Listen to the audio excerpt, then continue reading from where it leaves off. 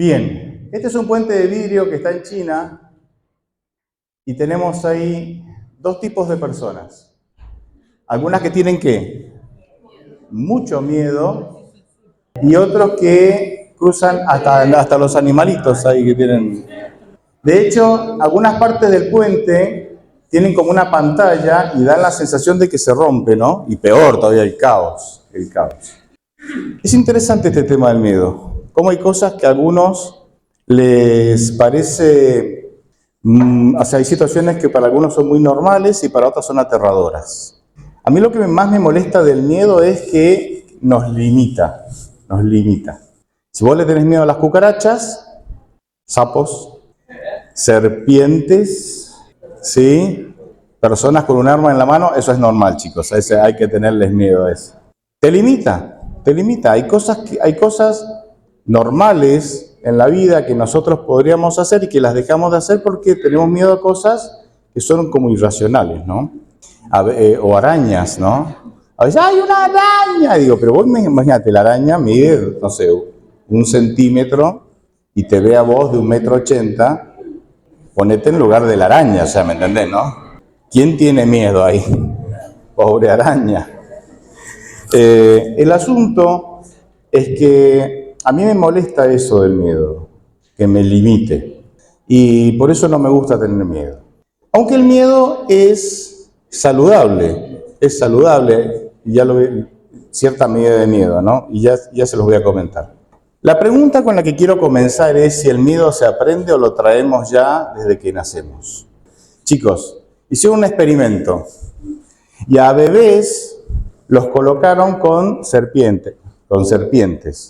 A una serie de niños que estaban jugando, colocaron serpientes. Los niños, como eran muy pequeños, no sabían que tenían que tenerle miedo ¿a qué? A las serpientes. O sea, estos niños tenían muy poca edad y entonces culturalmente todavía no habían aprendido a que hay que tenerle miedo a las serpientes. Entonces, ¿cómo reaccionaban? Con total, verán que la madre está por ahí, la madre está un poco nerviosa, ¿no? Pero el resto la tranquiliza, le dice, no, tranqui, no pasa nada.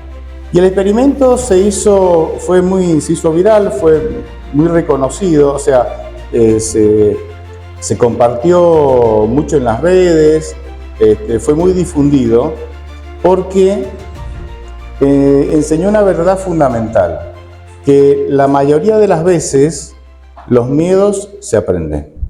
Nuestra cultura, nuestra familia nos enseña a qué tenerle miedo, a qué no. Y lo enseña directa e indirectamente. Directamente cuando vos le decís a tu hijo, bueno, nene, cuando vengas del gimnasio, si ves a 4 chicos en la esquina que está, da la vuelta a la manzana. ¿Qué le estás diciendo? Tenés que tener precaución, ¿no? Indirectamente enseñamos cuando yo le tengo miedo a algo y los chicos o las personas aprenden por el ejemplo que yo les doy. O sea, una mamá que le tiene miedo, no sé, a los sapos, los hijos lo más probable es que tengan miedo a ¿qué? Y no porque la mamá le enseñara, tenés que tener miedo a los sapos, sino porque los hijos vieron que es, claro, la reacción de su mamá y obviamente ellos aprenden por el ejemplo. Ahora, tenemos poca información de lo que pasó, de cómo era la vida antes del pecado. Tenemos Génesis 1 y 2 y después tenemos Apocalipsis 21 y 22. El resto, ¿sí? Entre esas dos tapas del libro, el resto es la historia del cristianismo y de este mundo dentro del pecado. Dentro de la poca información que tenemos, no hay registro de que los seres humanos tuvieran miedo antes del pecado. Parece que no estaba presente, o no era necesario que estuviera presente. La primera consecuencia del pecado fue el miedo. Génesis 3:10 dice, y Adán respondió, oí tu voz en el huerto, oyó la voz de Dios en el huerto, y tuve miedo, pues estoy desnudo, por eso me escondí. ¿Sí? Entonces, cuando nosotros, en el mundo en que vivimos, ¿sí? El miedo puede ser una buena herramienta, una herramienta de supervivencia. Porque el miedo te hace pensar las cosas dos veces. Porque el miedo a fracasar o a lastimarte o a salir mal te puede hacer pensar las cosas dos veces. Por eso los chicos que están enamorados, nosotros queremos que pase tiempo, que no formalicen demasiado rápido, tampoco demasiado lento, ¿no? O sea, hay chicos, hay una etapa, ¿no? Una medida ahí. ¿Por qué? Porque tienen que aprender a sopesar las cosas bien. El miedo te hace pensar las cosas dos veces. Si ustedes saben, no sé, tal vez alguno sabía, que hay una enfermedad que la tienen muy pocas personas en el mundo, que la enfermedad impide que vos tengas miedo. ¿Sabían? Se llama la enfermedad de Urbach-White, que es el nombre del que la descubrió. Los que sufren esta enfermedad no le tienen miedo a nada. ¿Podemos vivir en este mundo sin tenerle miedo a nada?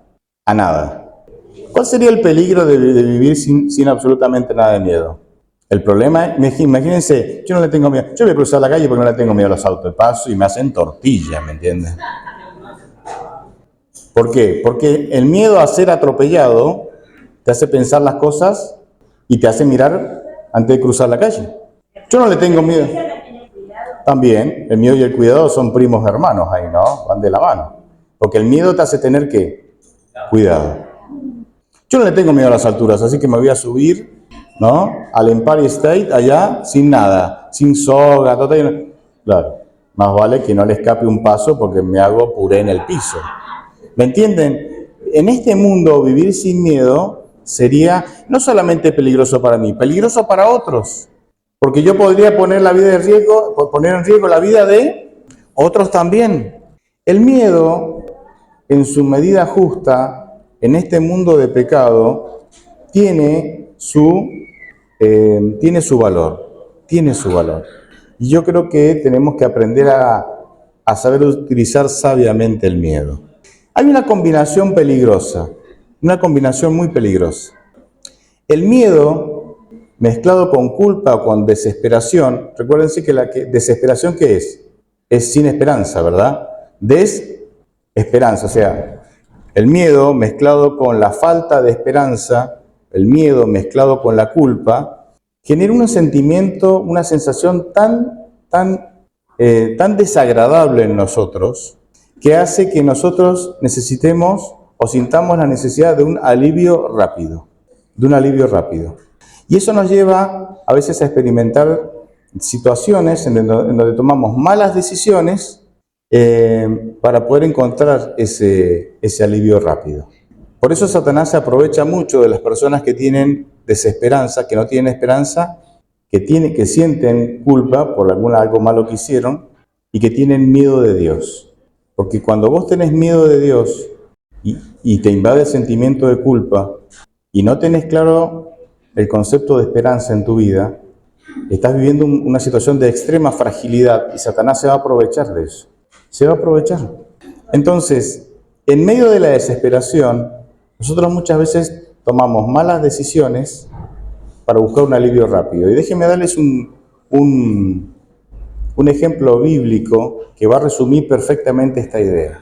1 Samuel 21, del 10 al 15, es un pedacito de la historia de David, en donde David está siendo perseguido por Saúl. Ustedes saben que Saúl durante muchos años quiso matar a David. En ese contexto de persecución, 1 Samuel 21, del 10 al 15, en ese contexto de persecución, fíjense la decisión que tomó David en medio de la desesperación y el miedo. Acá está la combinación acá está la combinación miedo y desesperación. Fíjense lo peligrosa que es esta combinación. Miedo y desesperación. 1 Samuel 21, del 10 al 15, dice: Ese día David huyó de los dominios de Saúl, del territorio de Israel, y llegó al pueblo de Gat, donde Aquis era rey. Es decir, que David fue a las ciudades de los filisteos. Los filisteos eran los eternos rivales y enemigos ¿de quién? De los israelitas. Es decir, ¿de quién? De David. Es decir, él dejó los territorios de Israel porque estaba siendo perseguido por Saúl, y el miedo y la desesperación lo hizo tomar una decisión bastante cuestionable. ¿Cuál decisión? me voy al país de mis enemigos. ¿Los que te quieren matar? Sí, al país de mis enemigos que me quieren matar. Versículo 11. Los siervos de Aquis le dijeron, aquí está David, el rey de esta tierra. Fíjense cómo lo llaman, el rey de esta tierra. Este es de quien entre danzas y cantos la gente decía, Saúl mató a miles de guerreros, pero David mató a más de 10.000. Cuando David oyó esto, y acá le hizo el clic a David, presintió que había peligro y tuvo miedo de Aquis, el rey de Gath. O sea, el miedo a Saúl y la desesperación lo llevó a buscar ayuda en sus peores y acérrimos enemigos. Cuando estaba ahí, ahora el miedo a sus enemigos se volvió peor que el miedo a Saúl. Y entonces, fíjense, versículo 13. Entonces cambió su comportamiento y fingió estar loco y se puso a escribir en las puertas y dejaba que la saliva le corriera por la barba. Al verlo, Aquis dijo a sus siervos, ¿no se dan cuenta que este hombre está loco? ¿Para qué me lo traen? ¿Acaso faltan locos en mi casa? ¿Para qué me traen a este? ¿Acaso faltan locos en mi casa para que me traigan a este a hacer sus locuras delante de mí? ¿Creen que voy a dejar que entre aquí? Y si seguís contando, y si seguís leyendo la historia, dice que David se fue haciendo loco por las calles, hasta que escapó. ¿Y a dónde volvió? A Israel otra vez. ¿Por qué David tomaría esta decisión tan equivocada? Ir a pedir ayuda a aquellos que anhelaban matarlo, sus enemigos. Porque cuando el miedo se junta con la desesperación, con la falta de esperanza, ¿esperanza en qué? En las promesas de Dios, nosotros nos sentimos tan mal que tenemos una gran necesidad de sentir un alivio rápido, y en esa necesidad de sentir un alivio rápido solemos tomar malas o muy malas decisiones. Muy malas decisiones. Y estamos en el tiempo del fin. Y acá voy a orientar el tema hacia un punto determinado, o sea, hacia una dirección determinada. Nosotros desde la teología creemos que el tiempo del fin, aunque hay dos escuelas de pensamiento, el tiempo del fin comienza en 1798 con la terminación de la profecía de los 1260 días. ¿Sí? Otros hablan de 1844, no nos vamos a pelear, chicos, año más, año menos, estamos en el tiempo del fin. El tiempo del fin es un tema muy interesante, pero ¿saben qué es lo que lamentablemente lo que más genera el tiempo del fin, voluntaria e involuntariamente? Miedo. Temas del tiempo del fin, una de las cosas que más genera es miedo. ¿Por qué? Porque se acaba. Hicieron una estadística hace unos años, me pareció muy interesante. Le dijeron a las personas si le gustaría o no saber la fecha de su muerte. La gran mayoría dijo, sí, me gustaría saber el día que voy a morir. Pero cuando a esas personas se les dio un diagnóstico, digamos, irreversible, que por alguna enfermedad iban a morir, un cáncer, por ejemplo, o alguna enfermedad incurable, el 75% de las que habían dicho que sí, dijeron, hubiera preferido no saber cuándo voy a morir. Saber cuándo viene el fin, no sé por qué a los seres humanos, a la mayoría de los seres humanos les da miedo. Y entonces nosotros estamos en el tiempo del fin. Y a través de las décadas que han venido desde el 1800 hacia acá, hemos tenido muchas personas, personas que han hablado del tiempo del fin con total sinceridad. Yo creo que cuando Guillermo Miller comenzó en 1833 con la predicación de que el fin del mundo vendría en 1844, él lo decía con total sinceridad. Pero ha habido muchos otros de que no. Y lamentablemente también algunos utilizan el miedo al tiempo del fin como una, en mi opinión, pésima herramienta evangelística. Es lo que yo llamo el evangelismo del miedo. En cuando éramos chicos y nos querían asustar, nos decían, mirá que viene el cuco. ¿Sí? ¿Alguno se acuerda de eso? ¿O había otro personaje? Porque por ahí tenían otro personaje ustedes. El hombre de la bolsa también lo conocí. Sí, sí. ¿Qué otro? Poco. Nuestros padres tenían menos imaginación, ¿no? No salíamos del cuco o el hombre de la bolsa, ¿no? Mi sobrino vivía cerca de una vía del tren y cuando pasaba el tren el piso como que temblaba un poco y le decían, ahí viene el de las patas de fierro, le decían. Y mi sobrino, que era muy inquieto, era, claro, mágico, ¿viste? Se brotaba derechito. Vieron que el miedo es interesante. El miedo es una herramienta que cambia conductas muy rápidamente. Muy rápidamente. Vos podés tener una persona muy segura de sí misma hasta que tiene miedo. El miedo logra que la persona cambie la conducta muy rápidamente. Por eso muchos padres educan con miedo, ¿o no? No, nosotros, dice, jamás. No les voy a pedir que levanten la mano. ¿O no? Porque el niño no te hace caso, no te hace caso, no te hace caso. Insoportable, es una licuadora que da vueltas y no se queda quieto. Y vos agarras la chancla y le decís, ¿te quedás quieto? Y le mostrás la chancla nomás. ¿Y qué pasa con la conducta del niño? Mágicamente el chico se queda quieto. O sea, ¿me entienden? No digo que está bien ni que está mal, ¿eh? Solamente digo que el miedo es una herramienta que cambia conductas de manera muy rápida. Y algunos entonces han tomado el miedo en la religión, creyendo que es una buena herramienta para que la gente cambie de conducta y se convierta a Cristo. Ahora, los que hemos sido padres, y todos los que hemos sido hijos, porque todos somos hijos, nadie nació de un repollo, chicos, todos hemos nacido de la panza de la mamá, sabemos que el miedo genera cambios de conducta rápidos, pero a corto plazo, superficiales. Porque el niño ve la chancla, se queda quieto. ¿Cuánto tiempo se queda quieto? Su corazón no cambió. La licuadora adentro sigue estando.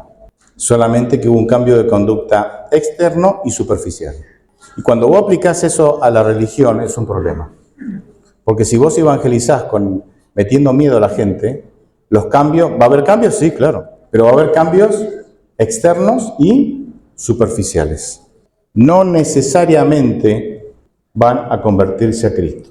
Puede que haya algún caso, pero en general no. Y 1844 es un buen ejemplo para nosotros los adventistas. Porque de los miles y miles y miles y miles que esperaban, cuando Jesús no vino en esa fecha, el miedo se le fue. ¿Y cuántos quedaron? Un puñado. Y eso nos dio la idea de que esos miles y miles y miles esperaban la segunda venida porque tenían miedo. Y el miedo no produce cambios profundos, produce cambios superficiales y produce cambios a corto plazo. Voy a actuar de noticiero de malas noticias. ¿Me dejan? Ay, sí, pastor, ya está adelante, no queda otra. Comenté los otros días en la iglesia un par de noticias sobre este asunto del tiempo del fin a nivel mundial y descubrí una preocupante ignorancia. Yo digo, ¿qué consume esta gente?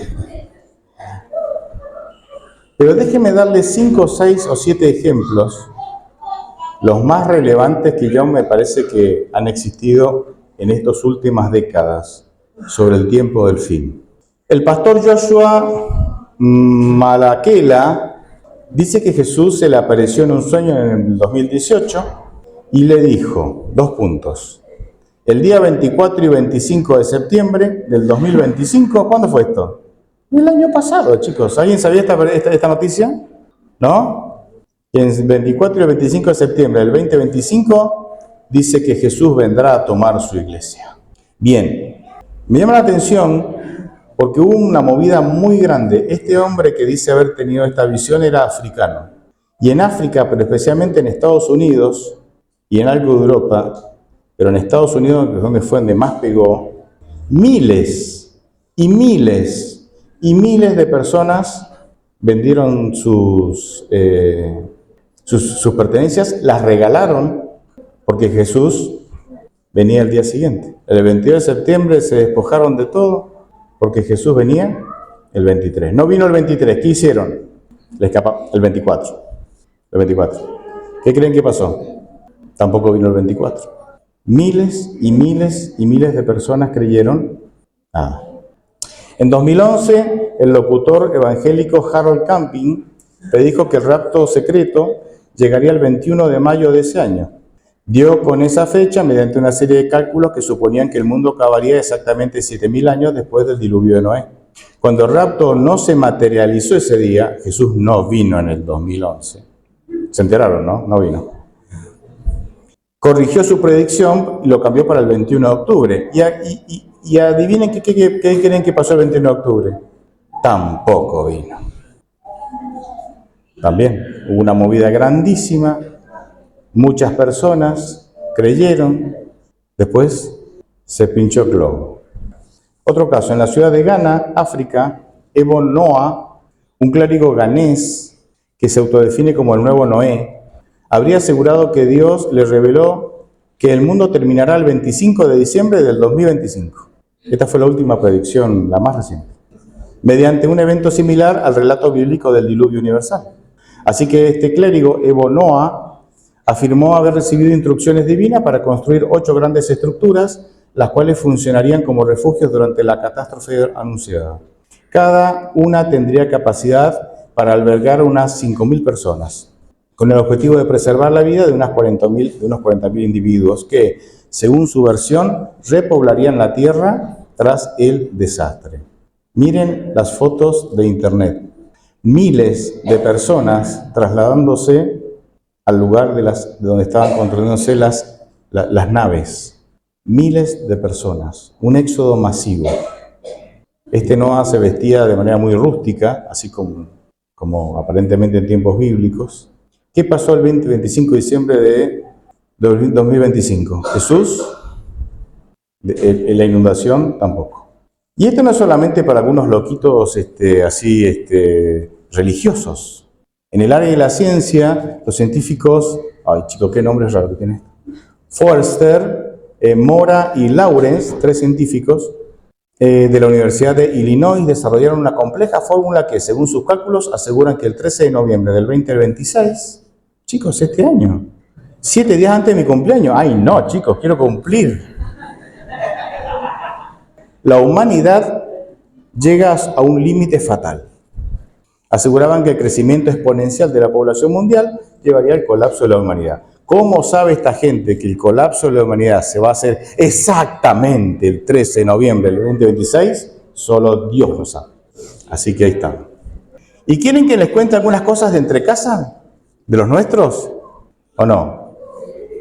Tenemos algunos también nosotros, chicos, ¿eh? Tenemos algunos. Cristian Silva, un ex-adventista, a esta altura de la vida, ex-adventista, afirmaba que el día 15 de octubre del 2011 sería el regreso de Cristo y el fin del mundo. Llegó, luego cambió para el 15 no vino, y después cambió para ¿cuándo? Para el 22 de octubre. Y el 22 no vino, y después cambió para el 28. ¿Y después qué creen que pasó? Y ya está. No puso más fechas. ¿Saben por qué este muchacho a nosotros nos resultó muy familiar? Porque algunos de nuestros alumnos, cuando trabajamos en el Instituto Adventista de Balcarce, algunos de nuestros alumnos, que ya para el 2011 ya estaban grandes, se habían vuelto seguidores de Cristian Silva. Y mi esposa me decía, mirá lo que ponen en las redes. Entonces en Facebook, en Instagram, TikTok creo que no existía en aquel tiempo, chicos. Ellos ponían, bueno, aquí estamos. Habían vendido todo. Y acá estamos, dice, en el campo, se ha venido a una colina. Dice, estamos acá en paz esperando a Jesús. En unas horas lo vamos a ver venir. Y leíamos eso, ¿no? Los changos totalmente convencidos. Y no vino ese día. No vino el 22 ni vino el 28. El día 29 le dije a Mariela, mostrame qué dicen en las redes las mismas personas. Hubo un silencio como de 2 o 3 meses. No subieron nada, no publicaron nada, nada. A los 3 meses empezaron a aparecer de vuelta. Este era de los nuestros, era un adventista. Otros adventistas aseguran que Jesús volverá en el 2027 porque se cumplen los 2000 años desde el bautismo y la unción de Jesús. No sé de dónde sacan eso, pero otros adventistas dicen que Jesús volverá entre el 2027 y el 2031, creyendo que el mundo terminará luego de existir 6000 años de pecado. Y podríamos seguir dando ejemplos. Sencillamente presenté algunos pocos que me parecen que son los más relevantes o los últimos, ¿Qué te motiva a estar acá? ¿Qué te motiva a levantarte todos los sábados para venir a la iglesia? ¿Qué te motiva a seguir a Dios? ¿Qué te motiva a luchar contra el pecado? Si estás luchando. ¿Cuál es tu motivación? ¿Tenés miedo a perderte? ¿Tenés miedo a defraudar a Dios? ¿Tenés miedo a pasar vergüenza si la iglesia se entera y entonces te disciplinen y por miedo a esa vergüenza te portás bien? El miedo nunca va a ser la mejor motivación para que nosotros sigamos a Dios. El miedo nunca va a ser la mejor motivación para que cambiemos nuestra conducta. Porque en el mejor de los casos la cambiaremos el sábado a la mañana mientras nos vemos. Y en la semana después soy lo que realmente soy. El miedo, en el mejor de los casos, es una herramienta que aparentemente surge después del pecado como una herramienta de supervivencia para ayudarme a sobrevivir en un mundo de pecado y de peligro, un mundo que está en peligro, donde hay peligro en todos lados. Pero el miedo, por sobre todas las cosas, tiene que ayudarnos a acercarnos a Dios. Pero no para acercarnos por un alivio temporal, sino para acercarnos para tener una relación profunda con Él. El peor caos del miedo, o sea, el peor daño que hizo el miedo, fue cambiar nuestro concepto que teníamos de Dios. Porque Adán y Eva se relacionaban con Dios de manera maravillosa. Pecaron y se escondieron. ¿Me entienden, no? ¿Cuál fue el peor mal que hizo el pecado? Cambió nuestro concepto de Dios. Dios era maravilloso. Pecamos, Dios es tan malo que me tengo que esconder de Él. Dios no hizo nada diferente. El pecado cambió en nosotros nuestro concepto de Dios.